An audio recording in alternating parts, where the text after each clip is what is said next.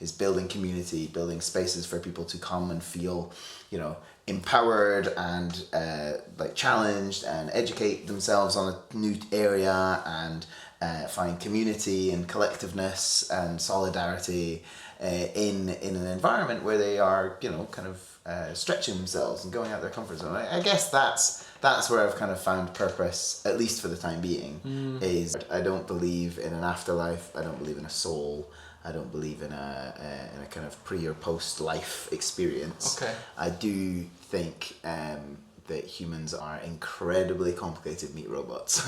People are extracting unbelievable value from your labor, and you're all in the same fucking boat about it.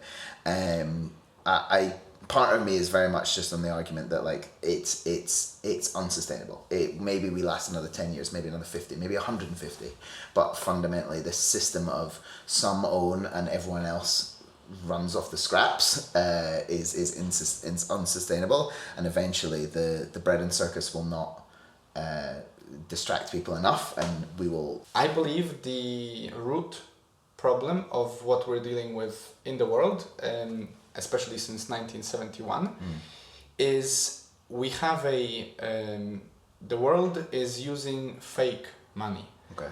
Money which is inherently broken. After we moved off the goal. Fuck it, let's kick it off. Hello. Hello, welcome. Thank you. It's, I don't know where we would like to take it, because I've written down some ideas and stuff, but maybe... I love that, yeah. I'll start first with this. Please say whatever you'd like to say about yourself to introduce yourself to our listeners, because we've not had you on the show just yet. Yeah. My name's Ronan Foley. I am a jiu-jitsu coach. I've been a brown belt. I've been doing it very, very long time, 13, 14 years now. Jiu-jitsu is my full-time gig, so I'm teaching all the time. In my personal life, I like to play games and watch anime, classic jiu-jitsu kind of guy. Staying busy with work as much as I can on that.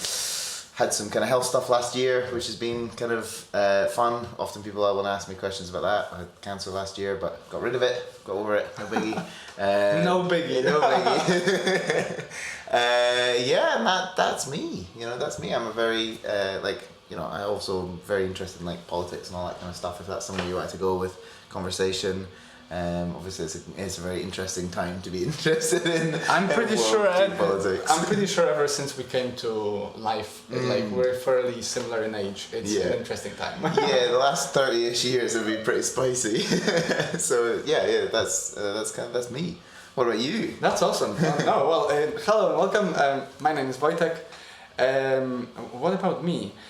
Why I asked this, and we're gonna take the conversation wherever you want to take it, but I've had a conversation with my supervisor from uni the other week, and we started exploring what do we say about ourselves, right? Who are you? Because who am I? As we just discussed before we started rolling, I could say I'm an auditor because that's what I do for a job. I could say I'm a husband because I have a wife. I could say I'm a son because I have parents, right? And I assume you do too. Oh yeah, two of them. I know. Crazy. So, but it is interesting, right? How do we introduce ourselves to people? And I don't know if that's the case for your experience, but Alistair mentioned that apparently it's very unique for the UK and the US to be asking one of the initial questions, what do you do? Oh really? I didn't know this. I don't know. Is that what you've... I mean, it's very, very normal. It's like probably in the first 3 questions you'd ask someone what's the other... What's your name? How old are you? How old are you? Right? Those are probably the 3 things you ask people kind of off rip when you're trying to make polite conversation. Yeah, but when you're trying to just pass the time of awkwardness. When you don't really want to know. It is strange, isn't it? I think it's also interesting how other people can immediately prescribe those kind of things to you as well. The idea of master statuses is right. You can have all these identities and statuses that kind of are who you are and how you describe yourself and how you view yourself. But then some people can get statuses that overwhelm all others and can become kind of something that, everyone kind of sees kind of presently and immediately and by your very nature. And obviously things like kind of sex and race can be things like this, but then also you get interesting kind of versions of that where like you could be a husband and an auditor, but if you commit a crime, you're a criminal, right? Like, Yeah, and that's right. now just your status forever, and there's nothing you can do about that. And the way other people kind of view all those other things about you can be shaped by this one other thing, that kind of is true about you as well. I think the way people view you is, and the way you view yourself can be very complicated at times. Yeah, it's curious, right? So, like, for example, let's say for the benefit of the podcast, as we started chatting, that's what I do supposedly.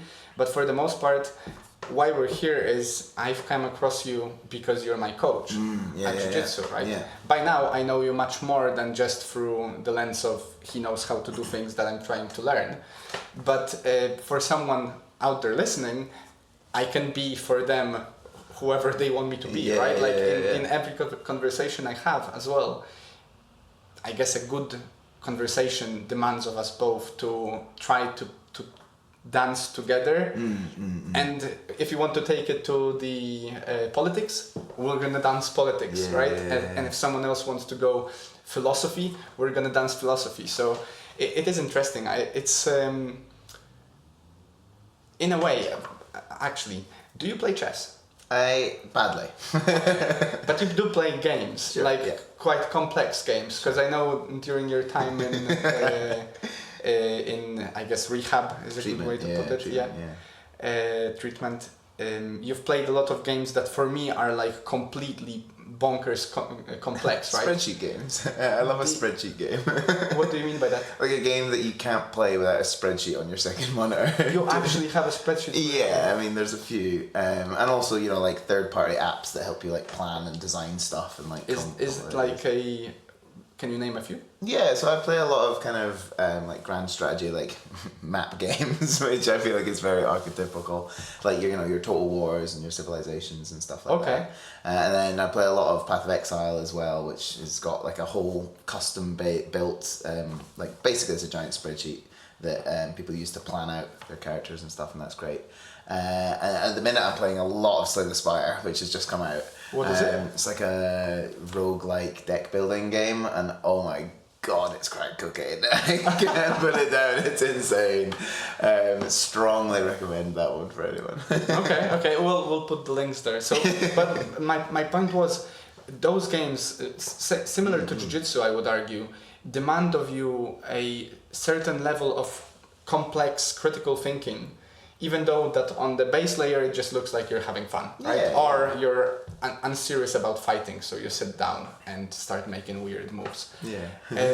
So I guess I think it's normal though. Like I think there's a couple ways of like entertaining yourself, right? One is challenging and pushing and trying to like always trying to find a problem and solve it. Solving problems is inherently fun. People have always loved solving problems.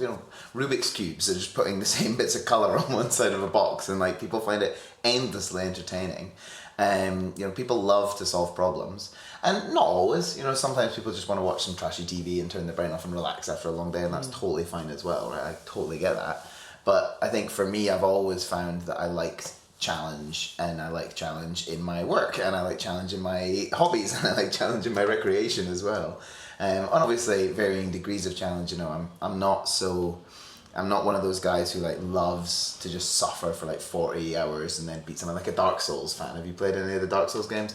Oh my god, I have a friend who loves them, and they're just do the same thing like 400 times and just losing until you finally understand it, and then you win. And I imagine the endorphins are amazing, but I can't sit and endure the same monotonous task so much. I like a slightly less intense level of challenge, something that's achievable every now and again. But yeah, I think people just enjoy to challenge themselves, and I think that's a really great way to kind of rest and recuperate. I guess someone said to me a long time ago, like, a change is as good as a rest. Yeah, you've probably heard that. A change is as good as a rest. Yeah, and I think there's something to that. Like, I'm always problem solving at work. If someone comes to me and is like, hey, I want to do a private, like, I keep getting stuck in half guard, like, that is problem solving. I'm literally going, I'm watching them doing, or I'm feeling them doing, I'm going, try this, and we problem solve it together. And then I go home and I do problem solving in a different way. You know, I go and play video games or like I do something. I'm not a big like just to, you know, sit and watch mindless TV or just for entertainment kind of thing. If I want to watch media, I want it to like challenge me again. I want it to like make me think a bit, or at least be cool. Yeah, I do wonder though, is that something that you've always been? Because you mentioned before we started rolling that you barely have any, let's say, expenses on a broader, in a sense that you have, you just mentioned that you do a lot of complex problem solving, and yet in some areas of life you keep it as simple as possible. Yeah. Is that something that you got out of like your house, or is it your character? You know, do your siblings have the same? I assume not exactly. My siblings are all, they have very different goals to me, but they're both quite straightforward people. You know, neither of them are like you know, grinding really hard to get luxuries and a fast car and nice clothes and stuff. They're just really, you know, living life, pursuing their own goals that are quite kind of distinct. You know, none of us have the kind of traditional measures of success that you'd see in a typical consumer society where let's say contemporary. Yeah, exactly. And so I think, I guess maybe there's probably some element of it that was my parents. My parents aren't particularly materialistic in their lives either, especially my mum. She's very much about like character and individual like self-set goals and stuff, and much less about you know, marked signs of achievement that we could recognize in a kind of contemporary social world. So I guess it probably comes from that. Yeah, it probably comes from mum being very much like, listen, set your own goals, find something that works for you, and dad as well, and find something that like really fills you up and makes you feel content and fulfilled, and pursue that. But yeah, again, like I guess to kind of circle back then as well, I don't find the challenge of like, you know, making really nice food. I don't find that to be a satisfying challenge. Okay. Yeah, I don't like to cook. I don't care. Like I you know, when I was younger, I was dabbling with, maybe I'll try cooking. Maybe I'll try cook this. What do I like? And I'd cook different things and stuff. And I'd spend like an hour in the kitchen making like a fancy meal for me, you know, by my standards. And I'd eat it and I go, it's fine. You know, it's all right. You know, or I go out to a restaurant and I pay 80 quid for a fancy meal, and I'm like, it's okay, I guess, but also, you know, like when me and my girlfriend recently, after the whole cancer thing, were able to actually go over to Costa Rica because we have a kind of family connection out there, so we were able to stay for cheap, which was amazing, 2 weeks out there. But that was like brilliant for me because it was rice and beans for breakfast, it was rice and beans for lunch, and we were living no fruits, no nothing. Well, you know, there was lots of fruit. Yeah, I mean, Costa Rica was incredible for that. But like as the base, it was just very straightforward, simple food, and that was great for me because I'm, you know, for all the effort it takes to make something fancy, I just don't enjoy it that much. So I think that's a challenge I just don't find enjoyable. It's interesting. I was gonna ask, like, how do you then, you know, you and Phoebe, how do you spend time if you don't go to restaurants? What do you do in your spare time together? And you're not watching mindless TV, I assume. Sometimes she's watching mindless TV and I'll join her. Yeah, or I'll like watch something on my phone and that sort of thing. But we found a really great rhythm. Phoebe's great. She really enjoys something I enjoy, which is like parallel play sort of thing, right? So she can be reading her book or watching her show, and I can be on my phone or playing a game or reading my book, and it feels very connected, and we're spending quality time together, but we don't necessarily have to be doing the same thing. Obviously, there's kind of a lot of overlap. There's a lot of kind of shows that I find really enjoyable that she also enjoys, and we sometimes watch those, and then we finish them and we go, okay, back to our separate things. Like early on when we were dating, I was playing a kind of a game, like a role-playing Dungeons and Dragons sort of based game, like Baldur's Gate 3 on the computer. And she'd come over and sometimes I'd like show it to her and she'd be like, oh, that's kind of cool. She's big into her kind of reading and stuff. And she was like, oh, that's really quite cool actually. Can I have a go? And then she would play a little bit and then she got really, really into it. So into it actually that we built her a computer out of some of the spare parts I had from previous builds. And so you could play together? Yeah, so we can play together. Yeah. So that's a great way that we kind of get to spend quality time together. We can play stuff together. And then it's kind of, and then even if we're not necessarily playing the same game together, you know, we're sat near each other in the same room, doing a similar thing, not like so focused that you can't have like a discussion, but also not so kind of like together that you have to be doing the exact same thing. It works really well. And I don't think I think I'm very lucky with Phoebe in that she is so okay with that kind of like, hey, yeah, we can do the same thing or the different things at the same time in the same space, and that's still very connecting for her, which works great for me. So that's ideal. Yeah, no, that's really interesting because like my first thought when you mentioned that you do different things at the same time, like the horror scenario that I imagine is when I see people at a restaurant, for example, in their phones. And it's like we're having a meal together, but each of us is basically, you know, sucked into this other Black Mirror, right? It's not. Obviously, every now and again you have to balance it. But as you said earlier, it works great. If it works for you, it works, right? Exactly. And every now and again, we'll do like a date night, and like for the other week, we went and watched a movie, and we went and watched Project Hail Mary, which was really cool. I enjoyed that. And then we went and had a little dinner afterwards, and it was cool. But you know, I guess the kind of the point I was trying to make there is that for food especially, the value proposition just never feels right for me. Like spending 20 quid on a meal where I'm like, meh, it's calories. You know, it's like, but it's just different for Phoebe. And obviously she enjoys food. She gets a lot of joy out of trying different foods and you know, the food she likes and going out and getting nice food, and that's cool. So I can obviously on board with supporting her in that, but it doesn't really do much for me. So let's explore a bit deeper, because you know we sort of touched on the whole, like, I guess, a value proposition from your perspective of what's important for you in life and stuff.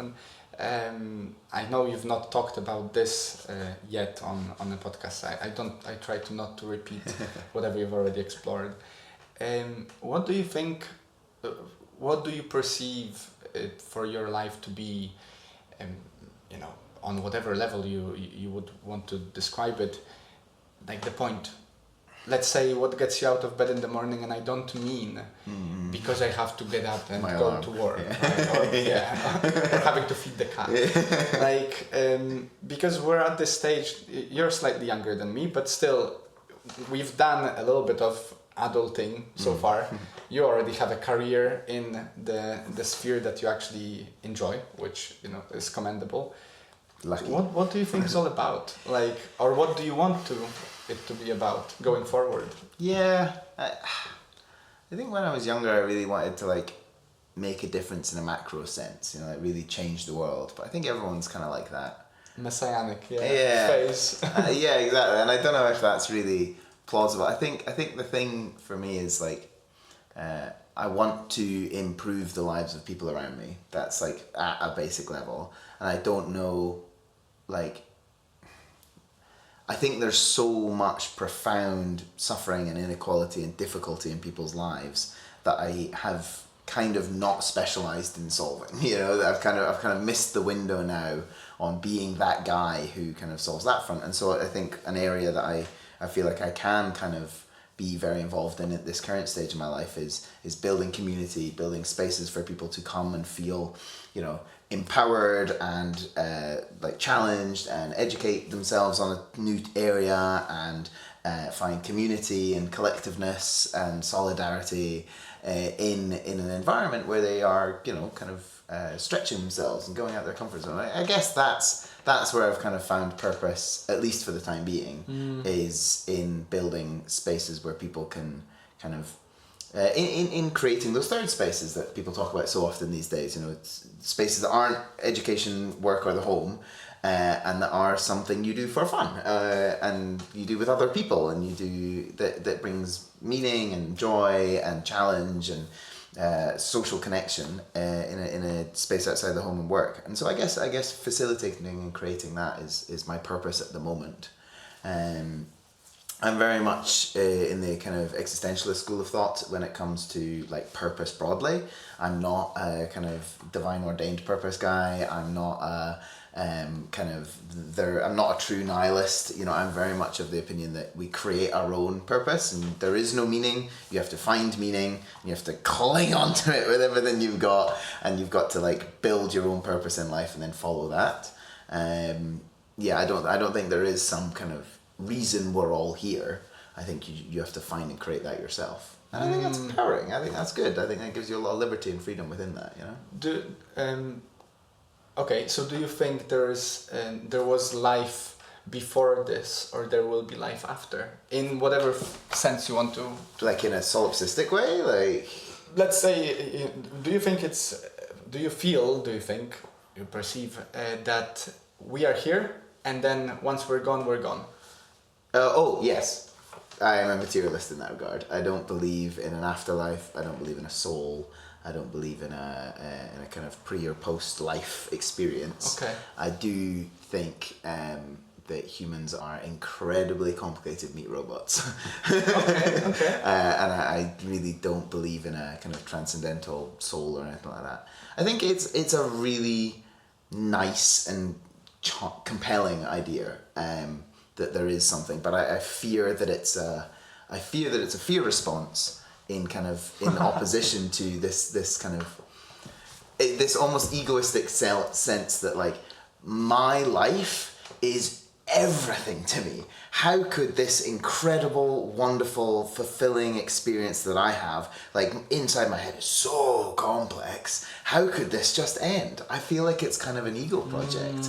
It's like, yeah, but like to the fucking octopus or dolphin, like they've got incredibly complex inner worlds as well, we assume, and to some degree. Like your inner world is just as complex to mine, but like if like, no offense, if you died tomorrow, it wouldn't be a crushing, shattering reduction of my like lived experience as a sensory being. Sure. It would just be like, oh, they're not here anymore. But that is like an entire universe collapsing, right? And similarly, if I died tomorrow, 99.99% of all the people in the world wouldn't give a hoot. But like, obviously some people would be a bit bummed, but they'd get over it. Whereas to me, it's like this ending of a sensory world, a unique, incredible divine spark of radiance is my existence, and it just goes. And I think that there really is, because it feels so huge for us as individuals experiencing life, we just struggle to reconcile with the fact that all this sensory experience has been evolved to serve us in reproducing and to continue our kind of evolutionary line. And that this is just all this kind of all this sensory data is just in service of that, and that's why, and it has evolved to be this complex by happenstance, and it can't just go away, and that's fine. I really think it's an ego project to be like, no, my world's so complicated it couldn't just end. I think it can. I think it can. And I think that's scary, and it's uncomfortable, and it's unpleasant. But also, I would much rather a horrible, unpleasant lie than a horrible, unpleasant truth than a comforting lie. You know, I just think it's, yeah. That's it's quite telling and powerful to hear from you, especially because you've had at least some moment to consider it more seriously than, like, don't get me wrong. Every now and then I do think I think it's beneficial to think about death as a context, whatever idea, but I've not had, maybe once in my life I've had a situation when I realized post fact that I could have been gone, and that was kind of like, oh, okay, well, that's curious, but in the time of it happening I was too dosed with stuff to even realize that that's the case, so I didn't really have a time to ponder. Do you want to talk about that? I can. I did actually mention a while back. So I got completely blasted at a party. Okay, wow. And I used to longboard around my uni town, right? And there were a lot of let's say valleys, because it was in in Wales. And it was just another one of those nights. Like, I would usually go back on my longboard home. Wow, cool. But I was really bad. Yeah. And I didn't realize because I was bad. so I literally, for whatever reason, I decided to skate down the same hill as I skated before anyway. And it demanded of you to press against the edge strong enough to turn. And for a body that is switched off because of alcohol, it just won't work. And I launched myself into the street. Oh, shit. I left a little hole in my face, and I didn't realize until like, I don't know, a few minutes later, skating you again. kept going? I mean, like, I was so destroyed that only when I realized that I'm wet with blood, like something's probably not right. Oh my god. And to be honest, I actually talked about it with someone recently when we discussed NHS and stuff. That experience for me in Swansea hospital, they took care of me immediately. It was great. Like, I had to travel there. There was a bit of a bumming part about, like, I called 911 after realizing that I'm kind of bleeding, and the lady told me that because I'm calling her and because I'm able to call her, it was like 2:00 in the morning, then they won't send the the ambulance. I need to get there. Back on the longboard. Yeah, so I did, but then I stopped halfway through at a train station and called my friends who were at the party still, because I wasn't sure if I'm gonna make it. I don't know how much blood I'm losing. I'm just destroyed. Holy shit. And it was fine. Like, don't get me wrong. I think it was one of the best things that happened to me, in a sense that it allowed me, especially in that time, that was during COVID, funnily enough. So there was also... That's quite recent then, sort of. 2021, yeah. Yeah, wow. So because of COVID, they didn't allow me to sit in the waiting area where I'm supposed to be sitting. So I was sat in the corridor on the floor waiting for my operation. Well, they patched me slightly, right? Yeah. And I had and my phone was dead. I couldn't read, which I usually do when I'm passing time because of the the whole rap. So I had the space to truly practice what I preached by that time about mindful dealing with what you're, like, your whole body is scraped, you're in pain. You don't know if you're gonna be like, okay, how am I gonna look, which is a big thing, of course. The ego is definitely screaming there, like, oh my god, you're gonna be the nastiest man alive. I don't know, a scar will go pretty hard. I mean, I got away with murder 100%.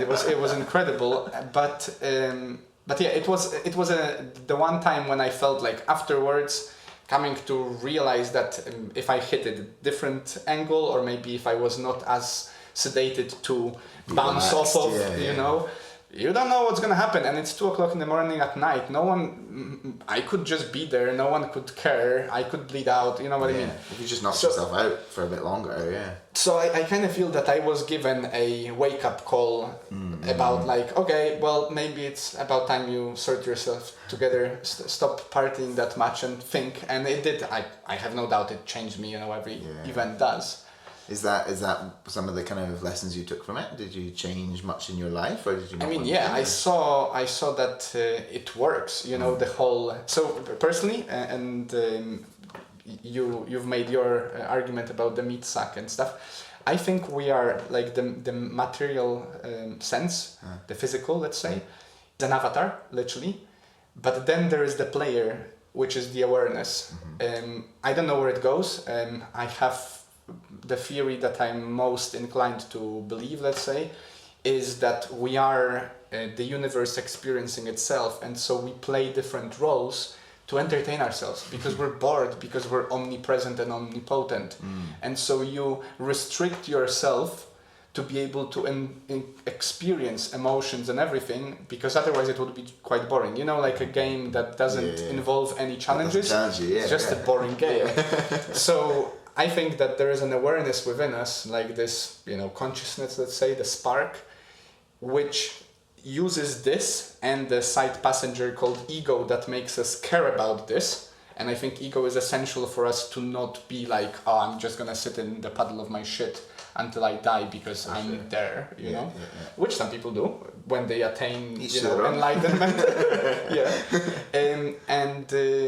And a big part of it, for me at least, is that if that's the case, and if I am creating my reality, but at the same time, not to say that this is not the end, rather it is more of a play than the main act. Like it made me in that moment, and coming off of it, I'm definitely wiser now than before.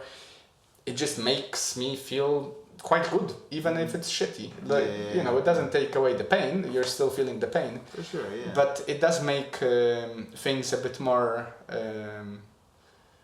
I guess you get a bit more. Not disassociated, but independent of what's going on. Yeah. Right. It can be very pleasurable, and that's great. And there is this idea: this too shall pass. In the same way, it can be unpleasant. And in both situations, what you're effectively doing is to deal with the circumstance as it appears. You can accept and let go of it, seeing at the end it doesn't really matter. And to that, I agree with you 100%. You know, like to the degree that I matter to people, it's probably just Julia that actually gives a hoot, as you said, more than anyone else. For sure. I mean, I don't disagree entirely. Like, I'm not, like, you're almost kind of expressing, not kind of a dualism, but almost a oneism, right? Of this whole, everything is one, but there is a greater consciousness. I'm not in that camp. Sure. But I do very much agree that the kind of, the lived experience of piloting this meat suit should and is when kind of mindfulness and mental awareness is done well, should feel distinct, right? There should be this feeling of, well, I am experiencing what is happening to my body, right? I'm not my body, right? And I think that people who fail to make that kind of psychological distinction find themselves very often just stuck in cycles of reactivity and impulsiveness and kind of struggle with the ability to kind of self-reflect meaningfully. And so whilst I don't think that kind of conscious pilot, if you like, is external to the body, I think it's an internal piece of ourselves, and I think it's a kind of a figment of our biological quirkiness that we have this kind of second observer state. Sure. I do think it's really powerful for self-development to view yourself from an internal outsider, you know, like to see yourself in the third person, to observe your own actions, to watch the way you react to things, to listen to your own thoughts and go, I'm not sure I'm enjoying the way I'm reacting to this. I don't think I should be thinking this way. I'm going to take conscious cognitive steps to think different ways, to react to stimuli differently. You know, like a classic example is when you have like trauma or something, and you someone says something that you find quite distressing or upsetting. If you aren't viewing yourself as a complex system of reactions and feelings and thoughts and beliefs, and instead as this is truth, this is myself, you just react. But if you can take that time and have a think and go, okay, like they actually aren't saying that, but I'm having this reaction because of all these complicated roots and kind of network of beliefs I have, I think it empowers you to change them and take control of over your own kind of well, especially reactivity, but life in general. So I'm very much in that camp that I think that the way you are thinking about it is a really useful and like practical way to approach kind of self-development and life, I guess. Where I disagree is the kind of the scientific or the metaphysical discussion about it. I disagree that is reality, but I agree it's such a powerful way to conceive of the world for bettering your life. And then you can get into a semantics thing of like, well, is it really falsifiable or provable that there is a divine consciousness to the universe? Maybe not. Like, can we even like have a meaningful discussion around that if it's not falsifiable? Yeah. Maybe we just go with what's most useful for kind of getting through your day to day.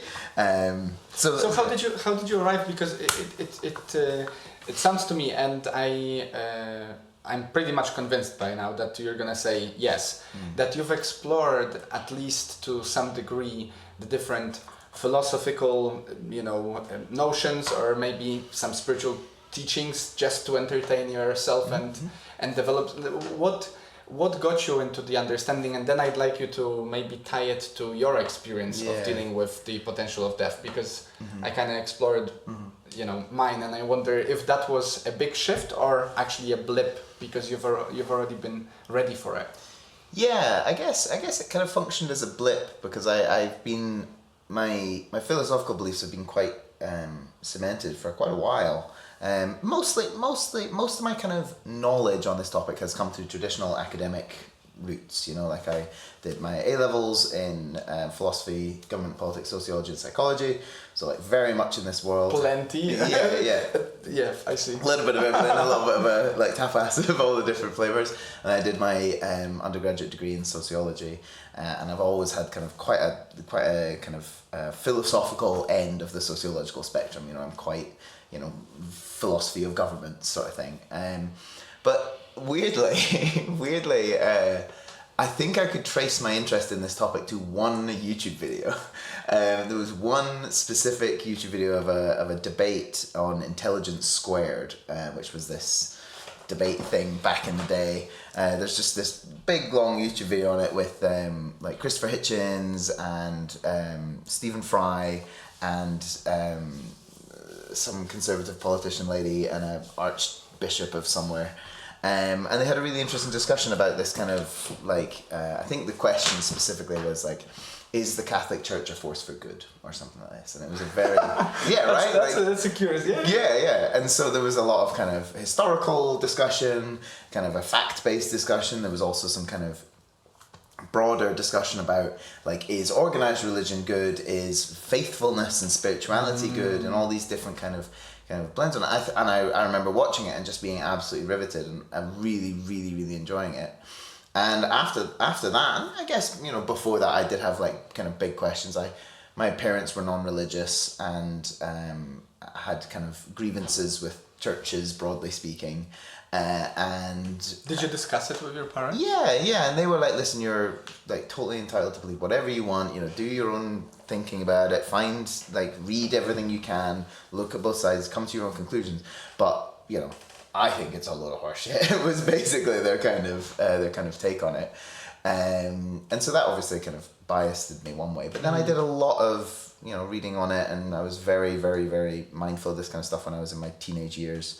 Did a lot of reading of different religious texts and different philosophical discussions of the matter. And then the only reason I went into academia was to explore the kind of philosophy of religion stuff. Ended up not being where I took the whole thing, because I found I found that the discussion for me got pretty reductive pretty fast. I kind of did problem of evil, and then I found none of the rebuttals compelling, and I went, right, that kind of solves that for me. I don't really need to see much more. For kind of organized religion, and then I've put my focus more into kind of more tangible, more practical kind of applications. I assume politics became a more better outlet, because it is a religion in a sense, Exactly, it's subscribing to ideas. What is religion? Just an idea. I think a system of ideas. I think religion seeks to explain a lot more than politics, like in kind of a macro sense, right? Like neo-fascism is not making claims to the origin of the universe. Well, potentially neo-fascism is a bad example actually, because it might do. But like Marxism isn't making claims in the origin of the universe, for example. So I definitely found it more hands-on and practical. What I didn't know at the time, kind of as a quirk, as a funny thing, is I was doing philosophy, which is considered a pretty hard subject at university. And I was doing political science, which is considered a relatively hard subject, not as hard as like law or history or something, but pretty tough. And then I dropped psychology because I wasn't enjoying it so much, because you only need to do 3 A-levels. And then I was like, well, sociology is great because it's got all that kind of political theory stuff, discussions around functionalism, feminism, Marxism, all these kind of things. But it's also got this kind of more practical element where it's like, almost blends into social policy at times. So you've got your kind of your philosophy of law, philosophy of politics, philosophy of societies, and then you've also got your kind of right. But how do we reduce crime in urban environments between 2001 and 2010? Like you've got the really practical elements. So I was like, sociology is this perfect blend of the two. I'll go and do sociology at uni. What I didn't know at the time is sociology is one of those degrees that you basically go and do if you're not smart enough to do government politics, And so I showed up and 90% of the people in my course were like, I just wanted to go to uni for a party. Like, I'm just here to have a good time. And sociology was really, really easy to get into. And I was like, what? I wanted to do it because it was kind of a blend of both. So I ended up doing a lot of kind of GovPol, social policy and philosophy modules, but still was a bit disappointed, and it kind of didn't scratch the itch I was hoping it would. On that front, my personal experience, and I did film and TV as my undergrad, and then business and whatever accounting for masters. My perspective is it's usually 80% or 90% of people go to uni because it just sounds good, or it was easy to get to, or I want to blah blah blah, whatever so the disappointment there. I'm pretty sure even if you were to go for like the highest level governmental politics stuff, you would still find a bunch of morons. Like maybe if you did like theoretical maths or some horrible. But still, like no, not in the sense that there are people that don't know why they're there. But those wouldn't be the people you would like to have a discussion with. My wife studied applied maths. Oh wow, okay. And like this is not to diminish whatever, but it seems, at least from our perspective, that. Yet again, you will get a little percentage of people who both enjoy it and are interested, and then a bigger percentage of people, maybe because they've been good at maths, they just ended up in maths. It's still, yet again, because uni is something everyone does. Okay, so let me ask you this way, because you did mention earlier that you're interested in politics and stuff, and you can say whatever you'd like here, but I do wonder, after studying it and exploring, and I assume that you are following whatever is happening in the world, what is your perspective in general on like how can we fix what we're dealing with here? And you can unpack whichever aspect, whether it's international, local, Edinburgh, I don't know, whatever you're interested in. I'm curious. I think like there's a huge part of me which is still in like essentially a Marxist train of thought, which is what we're seeing the death throes of a late stage capitalist economy where we have survived crash after crash of capital inherently eating itself, and every time the crash seems to get more and more recurrent and more like a shorter kind of recovery period in between, and that as we move to this kind of hyper consumerist, hyper late stage capitalism where we're and a hyper reality, to quote some kind of Baudrillard, you've got like a society which is just deviating so massively between the owners and the bourgeois and the proletariat, right? Like the K-shaped economy. Yeah, the K-shaped would be a classic example, although even then, like that's still kind of talking about like workers, right? Like people who own everything and own the mortgage on your house, own the bank that you subscribe to, own the land you live on, that there's such a massive gap between the owners and the people who have not, that this system is inherently unstable and inherently unsustainable, and that we are currently living in a well of bread and circuses where we're just distracted from the reality that whilst you like argue with your neighbor over whether they should wear a fucking burqa or not, like that people are extracting unbelievable value from your labor, and you're all in the same fucking boat about it. I part of me is very much just on the argument that like it's unsustainable. Maybe we last another 10 years, maybe another 50, maybe 150, but fundamentally this system of some own and everyone else runs off the scraps is unsustainable, and eventually the bread and circus will not distract people enough, and we will look around and we'll have kicked out every immigrant, we'll have gotten rid of every queer gender identity, we will have like had so much infighting between different workers groups, and eventually there will be no one left to blame apart from ourselves, the people who own everything, the people who extract the value from us, the people who manipulate and rule, the ruling class of elites. And 15 years ago, when I kind of made these arguments, I felt pretty conspiracy theory nut. And then you see things like the Epstein files come out, and you're like, man, maybe there is a ruling class of billionaire pedophile elites who are running the world, you know? And like, so I think that there's a real kind of potential reckoning coming of where we recognize that there's a billionaire owning class who extract the value from everything, and they are dragons sitting on a hoard of wealth, and they are disrupting the gravity of our like society just by having this humongous glut of resources that, due to inflation, due to interest, is just infinitely gathering more momentum, and they are hoarding and sucking in more wealth every year, and that there is no tax, there is no like checks and balances we can do to this class, because they exist outside of the structure politique, you know, they exist outside of our ability to govern people, because capital is the root of power in a capitalist economy. So that's one argument I have, and that we have to tear it down. We can't continue to. There's no fix on the capitalist system. Do you want to then elaborate what's the way out? That I'm less clear on. At times, I've considered communist lines to be an effective mode of operation.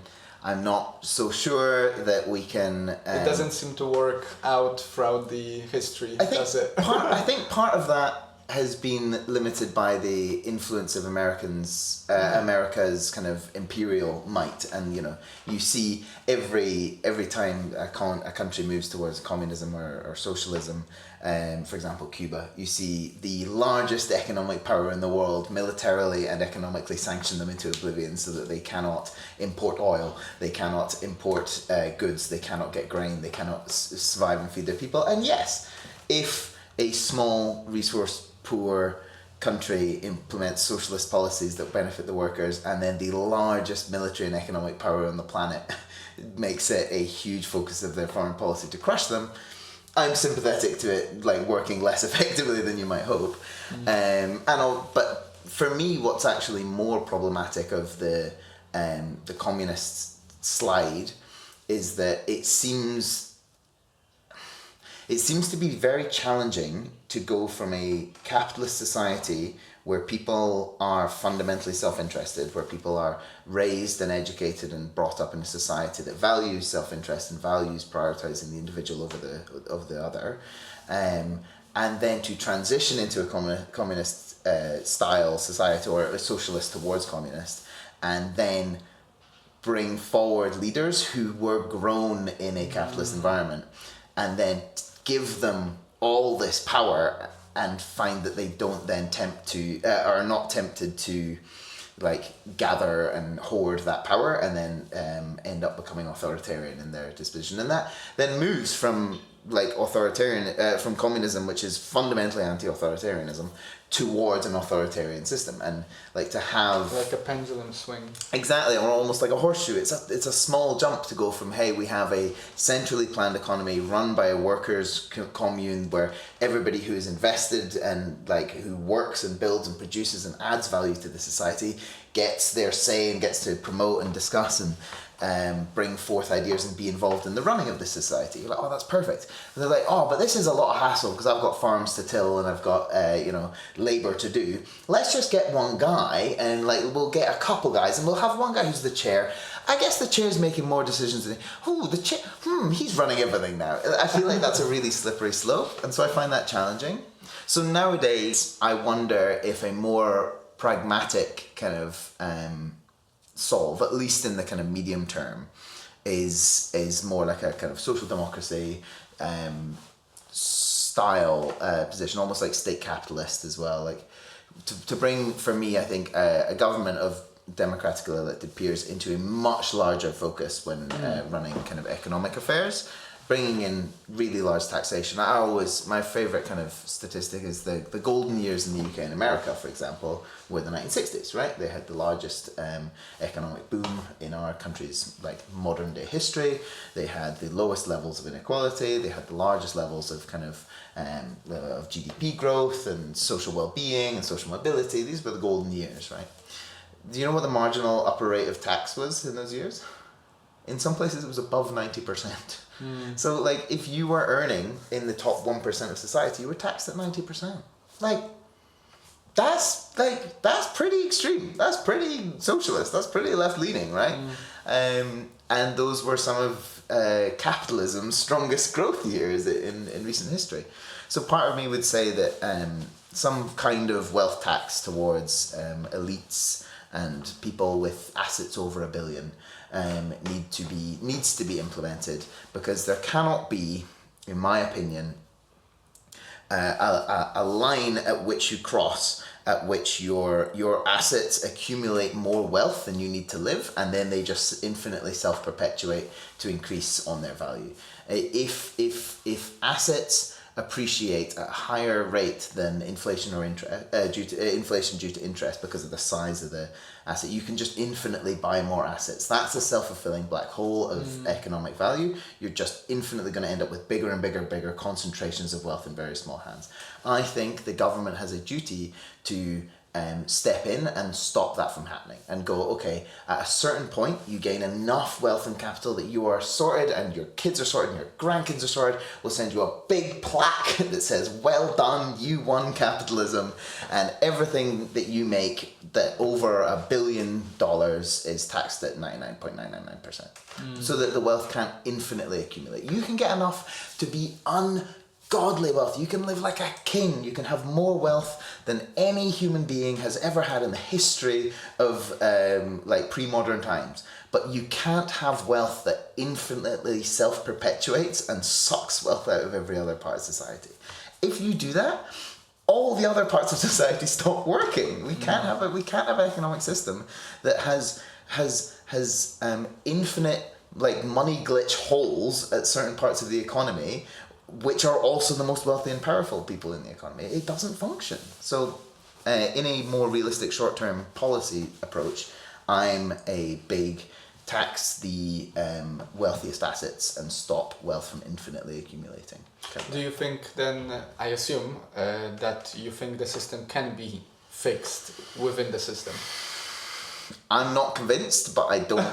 But I guess there is no way to really prove it until proving it. And I think that as much as my kind of utopian idealism mind is revolution, bring in the wonderful socialist republic, I don't think that's happening. I don't think that's a realistic goal. I don't think that's happening anytime soon, at the very least, in the next 150 years.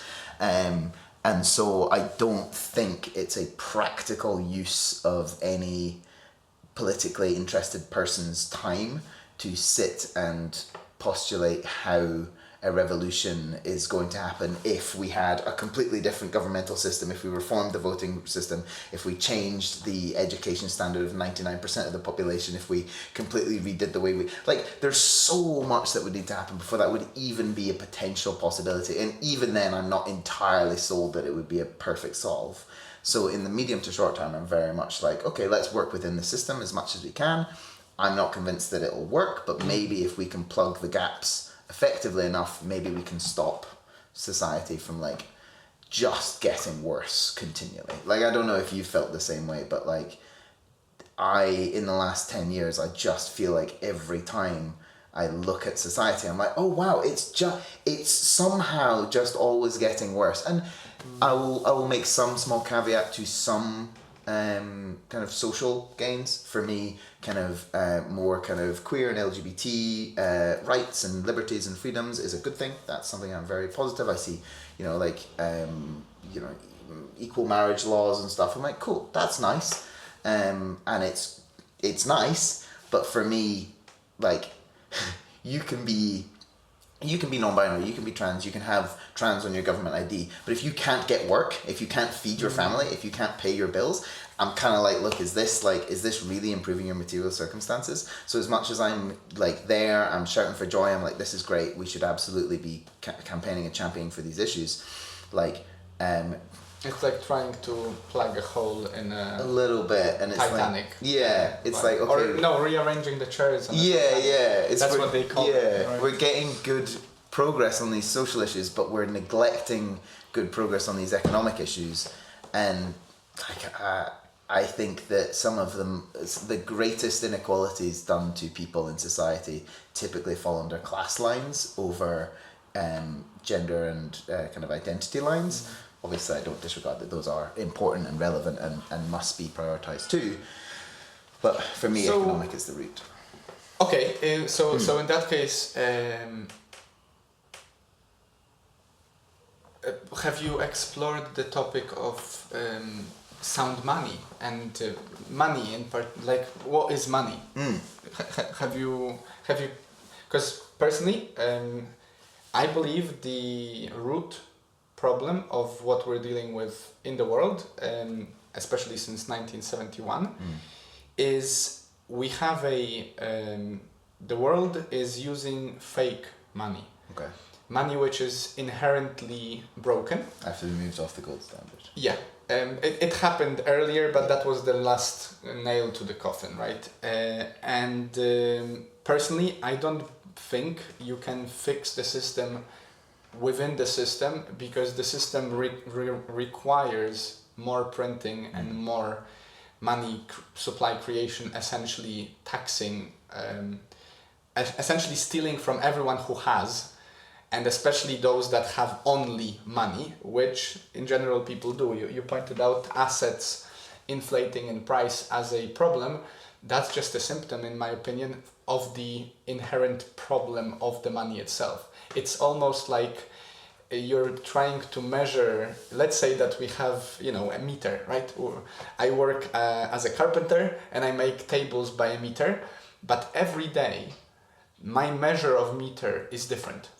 That's the system in which we live since 1971, and one would argue even more so since 1913, which was the first, the Federal Reserve was created, and that was the first big blast, although the Bank of England was even earlier, but whatever. 1971, let's stick to that one, because that's our experience. My father was born after that, and he perceives it to be normal. So in terms of politics, I have my opinions and stuff, but for the most part, unless, and I don't think, okay, so that's another thing. We have 4-year terms, right? So the way I perceive politics is it's a popularity contest.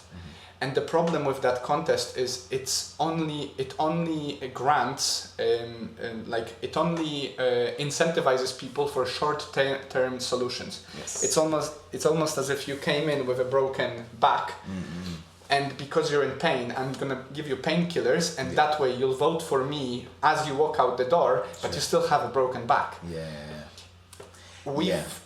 So we are in this conundrum, which is why I'm curious, can we really fix the system within the system? Because the system relies on printing more money, because people will not be happy when you tell them, oh, there is no more handouts, which effectively is what the government does. So where do we go from here, right? If the politicians are incentivized to just think about the next election, and no one's willing to do that sour pill swallowing of like, hey guys, so this money, we've been going on like this for a while and it's actually broken, and we've been fucking it up for generations, and now we have to either accept that we default on it, which effectively means we go bankrupt and then revalue whatever. And you're never able to borrow again. Or you kick the can down the road and pretend nothing happened because it's someone else's business, which effectively is what my perception of what... you said 10 years. I've been in the UK for 10 years. I came here because it was the land that offered more opportunities and better opportunities than Poland. Which is crazy because Poland's had such a run in the last 10 years. It's literally maybe you were the problem once you left. yeah, right. Yeah. Once I'm gone, it'll be all good. Okay, guys, let's get started. Wojtek's gone, so yeah. No, for real. So and it breaks my heart because I really I loved the place, Of course, especially Edinburgh in particular. I could see having my life here as a thing.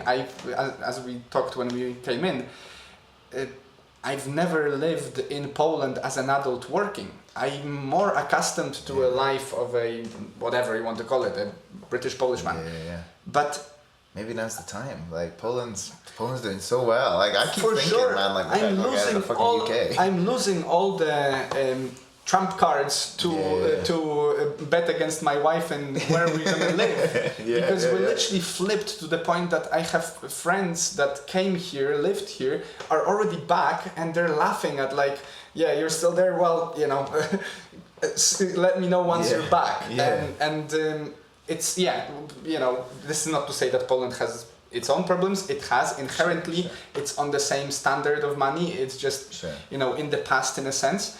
And it's been making better fiscal decisions within the context of but yet again, from my perspective, until we fix that root, there is little to no political action I can see that will long term make things better, and I don't think anyone out there actually is willing to do that because it's hard.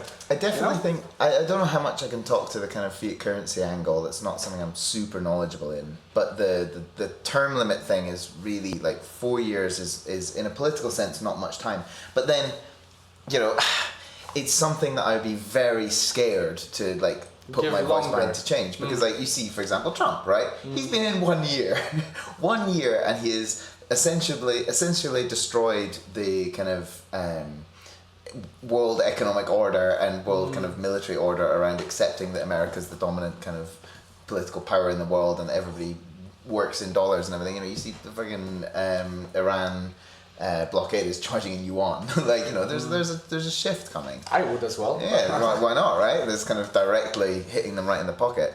But you see, this breakdown of the Europe-America coalition, the breakdown of this kind of Western hegemonic, imperial power that we were projecting over the rest of the world.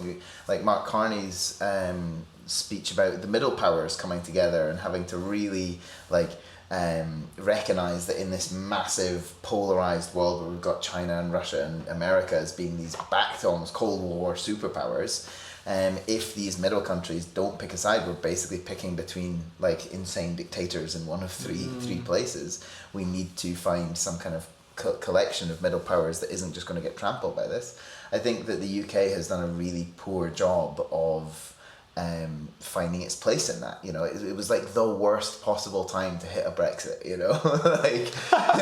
It's yeah, guys, don't worry, we'll leave the EU and then we'll get good trade deals with America. Oh wait, they've elected that fucking orange maniac. Okay, cool, no worries, I'm sure that'll be fine. And then obviously our trade deals with America have been interesting, but America's been having a fucking massive but to bring back the 4 year limit, so inherently it's an issue, right? Because on one hand you might get a crazy person in power and 4 years is even too long, and on the other hand, if you have only 4 years, even if you do get a good guy, all the incentives are aligned for him to do as much good as he can in those 4 years, because otherwise people will be okay, so this guy came in, he promised all, and this is the problem. Maybe slightly off topic from politics, but I think politics in essence is the psychology of the world. Groups,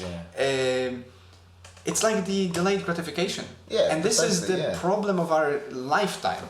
Right now, among my friends, and I assume with the people we surround ourselves with, maybe we're skewed slightly more towards those that factor in delayed gratification as a goal. A little bit, but it's still hard, isn't it? It's still hard. Exactly, and that's inherently, I think, a human issue in general, and then try to apply it to politics. The guy has his own life. Of course he's gonna do all he can for him and his family first. And if the inherent need is for you to be elected again in 4 years' time, well, surely you're not going to be risking pissing everyone off, saying like, okay, what we do now, in 20 years' time, we're going to have a fixed... and it's so, you know, it's so difficult because like I don't even know that you need to just be a self-interested like person who then gets power and wants to look after his and his own sort of thing. I think it's just a reality of like if you want to make good consistent changes over a 20-year period, you have to be elected for 20 consistent years, because if you don't, like if you don't get elected, that people are just going to walk it back, people are just going to run it back, and I think we're having like difficulties. You know, but then the flip side of it is you see things like the Tories getting in for basically 17 years straight, right? And it's like, okay, cool. Like, their goal then ended up not working, right? Because the goal was austerity, reduce the budget, bring the country back into a balanced budget, and then we can kind of progress with investment after that. It didn't work. The budget's higher than the deficit's higher than it's ever been. Like it's because that's the feature, not the bug. Exactly. You know? Yeah. That's how that money works. That's my point. Yeah. And so, like, if you were to take like a super Keynesian approach to it, for example, and be like, right, yo, this 4 years we're gonna blow the budget apart. We're gonna do so much investment in infrastructure that in 20 years we're gonna see incredible fruits from. You know, we're gonna invest in the roads, invest in power, invest in green power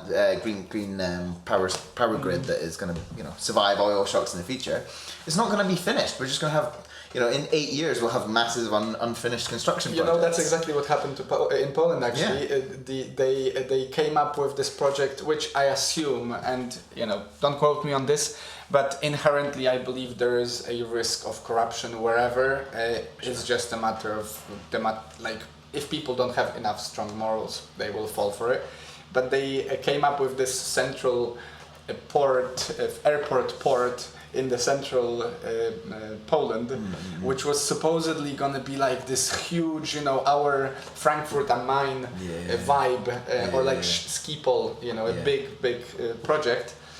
They sunk loads of money into it. They did like 2 or 3 years of construction, effectively just raising, you know, concrete stuff, and then we're actually not going to do it. A new government is in power. Yeah, and they don't. And like that's it. that. Yeah, HS2. So It's a great example as well. Yeah, no problem. You know, of course, the money that was used is yours because it's not like the government is producing money. But that's okay. Yeah. Have you ever tried to spend someone else's money? It's the easiest thing in the world. I promise you. I was given pocket money from my parents. Oh man, it just goes. It's like the easiest choice ever. And then you look at China, and they do have a centrally planned kind of infrastructure project, and they don't have term limits. Well, they do have technically term limits, but functionally not. And they, over 20 years, have done just the most incredible infrastructure project you've ever seen, and it's done incredible. So we're inherently at disadvantage from an authoritarian regime simply because we're not authoritarian. Yeah. Oh well, monarchy. Let's come back. Jarvis Yarvin is a guy who talks about the idea that the best way is to go back to monarchy. Like that's the only long-term option there. See, like I find myself really struggling with this because I recognize from an economic planning perspective, a 20-year plan is so much more efficient than a 4-year one. But on the flip side, I'm like, I couldn't, like, in good conscience, say let's get rid of people's ability to vote. Let's get rid of actual effective democracy. But the problem is people tend to not be like people are very vulnerable to propaganda and can fall for poor economic choices and poor policy decisions just by good marketing. So I guess we find ourselves in a little bit of a bind where it's like, how do you actually make long-term stuff? And I think the fucking elephant in the room that we haven't spoken about is climate change. Like, what's bigger, like, long-term suffer now for benefits in the future example is there other than climate change? And what have we done about it? Fucking notes. We've done barely anything. Well, yeah, but imagine, good luck trying to do anything about anything long term if we cannot really. So exactly to make it a bit more actionable then, because we are dealing with it, right? Both me and you are dealing with life on life's terms right now. You even more so than me, considering that you believe there is no other life, right? Yeah. What, my one shot. what can you do about it? Like, what do you do about it? Because, you know, our listeners, on average, my listener is somewhere between 27 and 34, 40 years old. And most of them are from the United States, UK and Poland, which is no surprise, I think. What do you do as a person interested in this, apart from, you know, hopefully not losing sleep overnight about it? Like, what do you do on the daily basis to ensure that you are okay and your family's okay? Yeah, I mean, I think it is like important to like, we have to use the levers of power that are available to us. So we have to vote. Like, it may feel pointless, it may feel useless, it may feel difficult, but like, there have been periods of large improvement in America, in Poland, in the UK, in the past, and it was because governments got in with large mandates and and a clear vision, and they had a huge amount of political power, and were able to make changes. They actually delivered. Yeah, exactly, and that's rare and challenging and not guaranteed. But that is the only immediate lever of power we have access to us that isn't going to take, you know, the rest of your life. You know, you do it 5 minutes on a Sunday morning, whatever. Every 4 years. Yeah, exactly. So I think that's a first port of call. And the other thing is, I think, like, building, I think it's really hard to make those kind of choices in low trust societies, right? So if we have a world where we believe that politicians are out to get us and they're just here to, like, you know, line their own pockets and fuck off, like, that's not really a society in which we could ever move towards somewhere where people go, hey, look, we have a long-term plan, it's going to suck in the short term, but we're investing in long-term. So I think little things that you can do in your own life is to try and move your world and your space into a more high trust environment. So being authentic, acting with dignity, acting with character, trying to create situations and places and society and parts of your world where you act with authority and integrity and are honest and upfront and clear with people, and create spaces where people feel connected to their local community. People feel invested in the people around them. People feel secure and happy, and they feel that there is an element of their life that is getting better in some way. And if you can be involved in spaces like that, and especially if you find yourself in a situation like me, where I am in some capacity like an authority figure in the gym, right? Like, sure. The way that I act, the way that I involve other people in this project, I think is important to show that, you know, maybe even as simple as like authority inherently isn't corruptive, you know, it's like, or that there can you can't get away with being a nice. Yeah. And that, but then also just to create those spaces where, you know, and to kind of talk almost more in terms of my individual politics, like, to create spaces where people see people of other cultures and backgrounds and practices and belief systems and like ways of doing life, and can have a conversation and can have a chat and be like, oh, you know, this person from another part of the world who I am being told hates me and my way of life, he's such a nice guy, you know, let's go have a meal together. Or like to create spaces where people can kind of move past this like politics of hate and division and move towards a recognition that people are just trying to get by. Most people are good people. People want to connect, people want to work together. And maybe if we all do that and we create a big space of that, maybe, you know, when someone comes on the TV and says, listen, don't worry about those billionaires who are extracting your wealth, it's that brown guy who lives next door to you who's the problem. Maybe when that guy comes on the TV, you go, I know the brown guy who lives next door to me and he's a lovely guy. You know, I don't think he is ruining my country. I think it's, you know, like, you know, what are you know, the lady doth protest too much, what are you hiding? You know, maybe if we can create a society where we trust each other and we like each other and we know each other, we can move away from this kind of scapegoating of the weakest and most vulnerable people in our societies and move towards a collective idea of like, no, actually, we have more in common than, like, you and your like brown mate have more in common as normal working people who live in this world than some billionaire on a yacht. Like that, if we can find community and alliances within ourselves and between ourselves, maybe we can work together to create a world that is less divisive. And I think that's what we can do in our day-to-day. You know, that's I think you fit in perfectly in terms of what you said earlier as your purpose, let's say. Yeah. So that's definitely up there in integrity. I try. I don't always get it right, but I try. Sure, yeah, we're all faulty at at some point. The thing that really struck me as like, this is basically everyone's lived experience if they care to go outside. Is like, as you said, majority of people and majority of the world is much better than what is being portrayed in the news or whatever. Yeah. I don't think many of our listeners watch the news to begin with, because I think the news is the relic of the past in general. Hopefully they get sources and then they think critically, otherwise they wouldn't really be interested in such a conversation to begin with. Yeah.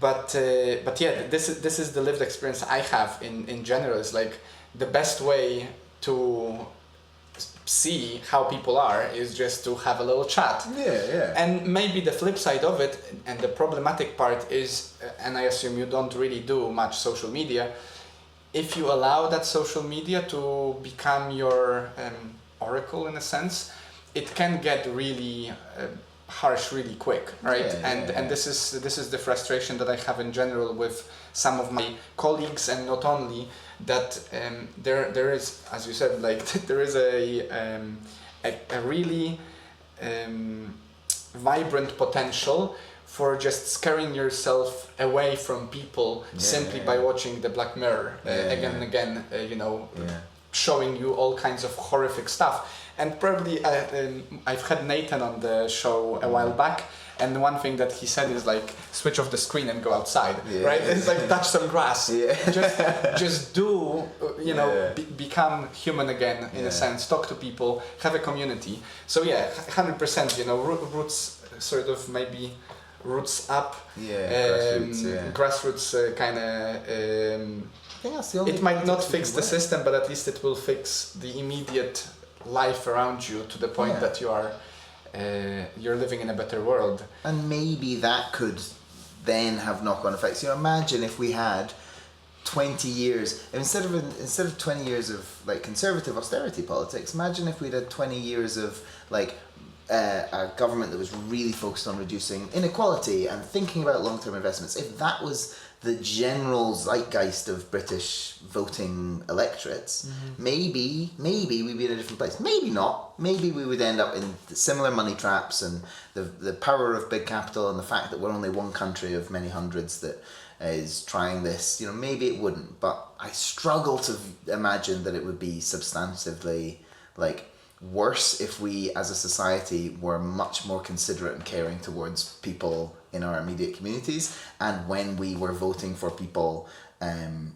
for who had a vision of society, if we were voting for people who generally were like, hey, people are good people, we welcome people, we want people to work together, we want like a community and society that is kind of supportive and tolerant and compassionate. I can't imagine it would create something that much worse. So, I mean, maybe I'm naive on that front. Well, it's if there is no hope, then what are we trying to do, right? I would add to your script of things fixing the money, and I genuinely mean that, and I think it is doable. I don't think it's easy, and I think the stack is sort of set up against that. But as you said, with grassroots, I do believe in the same way, and I fully subscribe to the idea that there is this in general, in long term, and I think this is one of the ways in which the world is as it is right now, and people don't care to change it.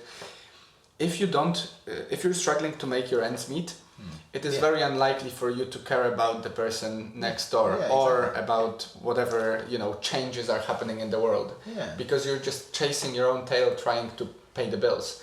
And if the system is designed for you to exactly do that because of its inherent flaws, then I believe one of the ways to make the world better long term is for you to opt out from that system, or at least to secure yourself out of the system's terms, which for example means don't get a mortgage, don't get a credit, instead consider to educate yourself about sound money principles and where can you put your capital, which effectively is what your savings, to make sure that you are independent. And if I'm independent of my boss threatening me to do something because I can quit, then I am actually independent. Otherwise, I'm not really independent. I can tell myself that I am, but if I need to go to work regardless, if my boss is a prick, exactly, it's not you're really stuck. a free market if people cannot leave their work. Exactly. Yeah. So I would just add that as a prescription in general that I hope.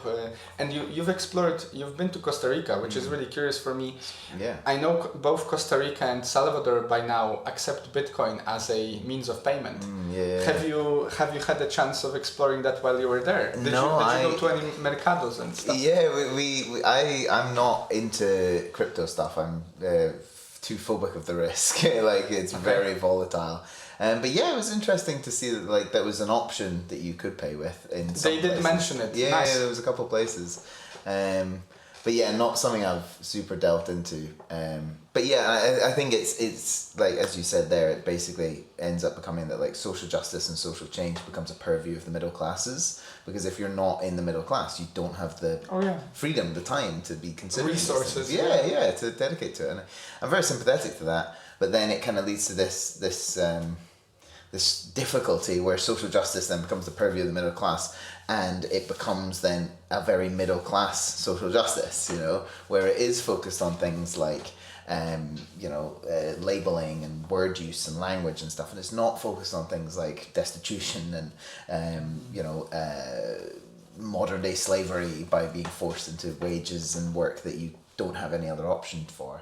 And I think that's something that's challenging to fix, but should be brought into focus as well. Like you say, you got to fix the money, and if you can't give any thought to anything other than where your next paycheck is coming from, of course you're not going to be. You're not and this is to the detriment of every discourse and everything, right? Like. If I know that the elections are coming, but I have only an hour a week, hopefully, to actually contribute to learn about what is on the table, it's gonna be hard. Then you just attend. Someone screams at you a slogan, and you're like, stop the bus. Whatever. And that's that. And I think as well, it's even worse than that, because the groups in society that are the most able to spend their time thinking about these things are people who are financially liberated, and typically that's the older generation, which skews heavily in certain political directions. And you hear these insane stories of people campaigning around the UK and spending more time in nursing homes than they do on university campuses. Campaigning. Going around and just only speaking to pensioners. Well, it's because they're the ones who vote. So there are inherent flaws anyway in the. But those flaws are so ridiculous to me, because how do you if you're 25, brother, you can find the time. You can find the time to go and vote. It's literally going to take you 10 minutes. Yeah, but not 10 minutes, because you need to ideally you should probably think a few minutes more. Well, my hope is that if we had 99% voter turnout in under 25s, maybe then more political campaigning and effort would be put towards outreach to them. What was the previous one? Do you remember? It was bad. It was in the low 40s, I think. It was really poor. But then I coming back to what we explored earlier, I think it's the same problem as how much percentage it again we're skewed because we do it. Sure. How many people in our age work out regularly? Sure. Probably around 40%. So it's this problem that you said, brother, you have time to do it. Everyone does, but they don't. Yeah. They just watch the hopefully not the news, but they watch something to numb themselves. They're chasing their own tail. They don't think about savings and investings because I'm just partying. And I think, as you said, bread and circuses, it's essentially whether it was put in place to do so or whether it just emerged as something, it's a bit of whatever. The fact is, it just is there and is participating. So it is, I don't think there is a much way out in terms of social change broadly, I'm curious to see the elections next time, because, as you said, like, we're living through curious times. Curious times indeed. And Whether- we've got the Scottish elections coming up soon. Yeah, and in those I can actually vote. Oh yeah, let's go. That's so cool. I finally Let's got go. registered. Yeah, I got a little letter saying, like, after all these years, all right, man, whatever. Can be asked. Don't blame it on me when you don't like the I'm gonna be back in Poland, like. Yeah, mail in. So no, but curiouser.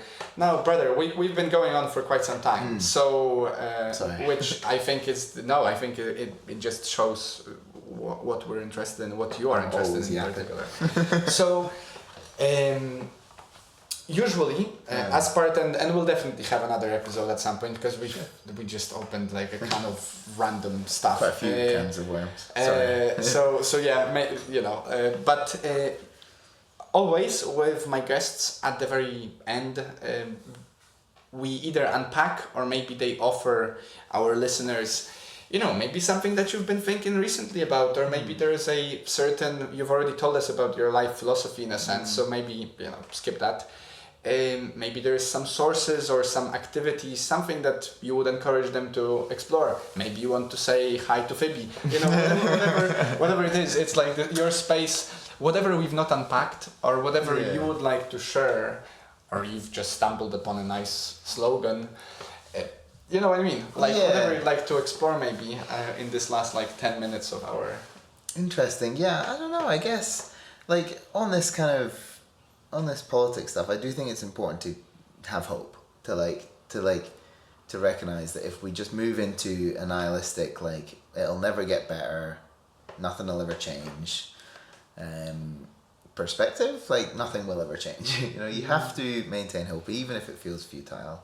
And so I think it's important for people to try and to do that. I think I used to know a lot of people who are in that very much nothing ever happens camp. It's we vote for one, nothing ever changes. We vote for one party, nothing happens. We vote for another, nothing happens. I feel like it's been a bad few years for the nothing ever happens crew. A lot of things are happening. The world really can change in a very short period of time. Slowly, and then all at once, right? And so I think it's important to recognize that just because it's been getting worse recently, it can also get better, and to try and keep hope in that stuff. And I think that goes for so many different parts of your life.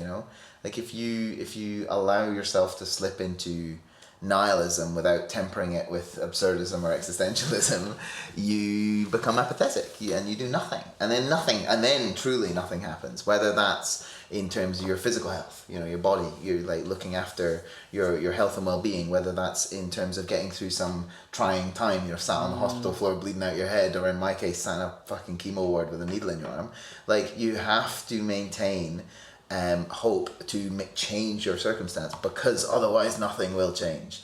And even if that's in terms of your jiu-jitsu, when you're stuck in that sweaty brown belt spot on side control, you have to maintain hope, because otherwise nothing's gonna change. I guess that's a nice tie-in. On that front, hope for sure. I argued with one of my friends at some point, discussed the idea that you either choose hope or death, in essence, right? If you're not hoping, then what are you doing? You're waiting, or just call it there. But in that sense, I guess that the point that I'd like to make for our listeners is just educate yourselves.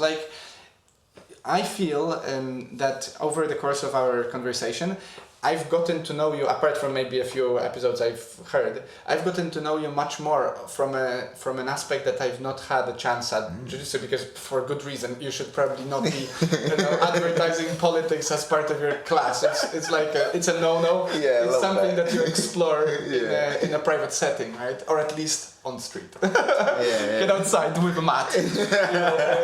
This is side control, and have you thought about it? Yeah, maybe not while I'm getting paid. But stay on topic, Ronan.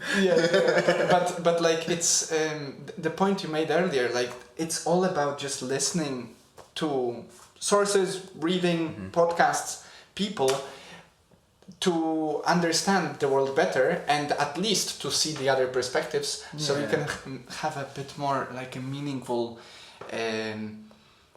engagement with it, right? Yeah, agreed. And I think when you're doing that, it's important to be discerning, obviously, and to recognize that, like, especially if you're like always reading, always listening to podcasts, always online, and someone is telling you to like not trust your neighbor, to be distrustful of your local community, to that there's someone who is like a vulnerable group in society who is your enemy, they're probably trying to get you to look past something. Like, it has almost never been the case that the problem is in society weak and vulnerable and poor people in your communities and societies, you know. It's and to that point, you can't really discern whether or not someone what they're saying in a 3-second video if you don't know them. Whereas, you know, if we meet up and you start telling me all those things, at least personally, I do believe that there is a certain level of heightened awareness when we are engaging with one another that allows us to be a bit more aware. Yeah, you can smell a rat better in person. Yeah. Unless you're in a crowd, and then crowd thing comes into play and starts burning churches or whatever. But like, you know, one-to-one, it's much more difficult to lie to a person or to gaslight someone. And you feel it everywhere. Even people who are really good at lying, ultimately, they have to switch their environments every now and then because you get so convoluted with your lies. Imagine how, like, this is another kind of word. Like, imagine how complex it is to live a life of constant lies. You literally have to remember everything. My memory is nowhere near good enough for that. You know I'm authentic because I cannot keep a story straight. You know, I think it was Mark Twain who said that someone who tells the truth all the time doesn't have to remember what they said. Yeah. You know? It's great. Because like ultimately, who cares? You just said it, whatever, like, My beliefs slightly changed in the last 5 years, but it's probably on the same category. Yeah, exactly. It's much easier that way. For sure. and it will change. You know, we've had a discussion now. Let's say that we have another episode in a year or two. There will be some other stuff that we're gonna explore. Maybe some of the things we've explored, we're gonna be like, by the way, I found out this, and like, it aged like milk. You know, like, well, hopefully, you know. But that's it. Whatever. You must maintain hope. Yeah, because if you don't have hope, like, then the outcome is you're totally nihilistic about it all, and in that case we'll all be dead, so who cares? Yeah, but the point is still, at least we stuck to telling the truth. Yeah, exactly. And in the future, if someone asks us what did we talk about, we're not gonna have to come up with a story about those things. We're just gonna be like, oh yeah, I actually said that. That's a bit stupid. Which is not surprising. Like me now, hopefully, if I'm growing, if I'm maintaining that, you know, development of some sort, and I'm not dying, in 2 years, 3 years, 4 years time, hopefully I will be slightly smarter, right? That's always the hope. Turns out though, if you do jiu-jitsu all the time, you get loads of concussions, it goes the other way. Still better than American football. True. I was a lot smarter 5 years ago. But yeah, thank you so much for coming. Thank you, my pleasure. Thanks for having me. Yeah, guys, I'll put in the link below also a conversation that Ronan had with Rami on another show. I've been on Rami's show before, and it's definitely worth your while if you want to learn about Ronan's journey, especially maintaining such an optimistic mindset during the tough times. We sort of skimmed through it, which is a good. That other podcast goes a bit more into depth about the cancer stuff. So didn't you do also? What's his name? Ross. Yeah. So I'll put also Ross's one. Cool. And Rami. That's very kind of you. Yeah, because basically the point is, like, you know, whoever is listening and they're like, okay, this guy's either crazy or cool, at least they can explore even more, right? They have plenty to explore. You know. Other than that, make sure to click, you know, follow, subscribe, whatever you do. It helps, honestly. That's like taking a vote. It basically sends me either, you know, up and down kind of Caesar sign. And thank you so much for listening. Boom. Hell yeah.